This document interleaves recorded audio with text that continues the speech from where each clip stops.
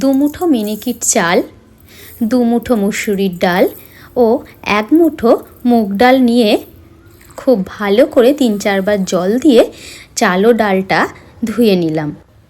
এরপর একটা কড়াইয়ে 3-4 চামচ মতো সরিষার তেল, একটা ছোট চামচের 1 চামচ গোটা জিরে, কেটে রাখা পটল, চিচিঙ্গে, বরবটি দিয়ে পরিমাণ মতো নুন ও হলুদ দিয়ে খুব ভালোভাবে নাড়াচাড়া করে নিয়ে ধুয়ে রাখা চাল ডালটি দিয়ে দিলাম এবং আবারও খুব ভালোভাবে নেড়ে চেড়ে নিয়ে চালের প্রায় 1.5 গুণ মতো জল দিয়ে পরে লাগলে আবারও জল অ্যাড করব।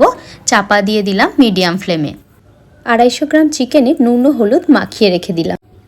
এরপর আরও একটি কড়াইয়ে 5-6 চামচ মতো সরিষার তেল, একটি তেজপাতা, একটি শুকনো লঙ্কা, 2টো চিড়ে রাখা কাঁচা লঙ্কা, 3টে পেঁয়াজ কুচি, 1.5 চামচ আদা রসুন পেস্ট, 4টে মাঝারি সাইজের আলুর টুকরো, পরিমাণ মতো নুন ও 1 চামচ হলুদ, ছোটো চামচের 2 চামচ জিরে গুঁড়ো দিয়ে ভালোভাবে নাড়িয়ে ছাড়িয়ে কেটে রাখা একটি টমেটো দিয়ে দিলাম। আরও একবার নাড়িয়ে ছাড়িয়ে আমি মাংসের টুকরোগুলো দিয়ে খুব ভালোভাবে মাংসটা কষিয়ে নেব। মাঝারি সাইজের গ্লাসের 1.25 গ্লাস মতো জল দিয়ে আমি মাংসটাকে লো থেকে মিডিয়াম ফ্লেমে চাপা দিয়ে গলতে দিয়ে দেব।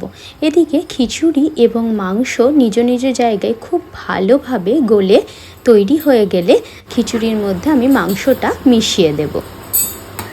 খিচুড়ি করবার সময় নিচেটা কিন্তু ভালোভাবে বারবার নাড়িয়ে দিতে হবে যেন ডালটা লেগে লেগে না যায়। এরপর আমি একটু নুন অ্যাড করছি, নুনের প্রয়োজন ছিল, আর খুব ছোটো চামচের 1 চামচ গরম মশলা গুঁড়ো আর 2টো কাঁচা লঙ্কা অ্যাড করছি। ঝালটা অবশ্য নিজ নিজ প্রয়োজন মতো দেওয়াই ভালো। আমি কিন্তু চিকেনগুলো একটু ছোট সাইজের করে নিয়েছিলাম। এই বৃষ্টির দিনে গরম গরম মাংসের খিচুড়ি কিন্তু একদম রেডি।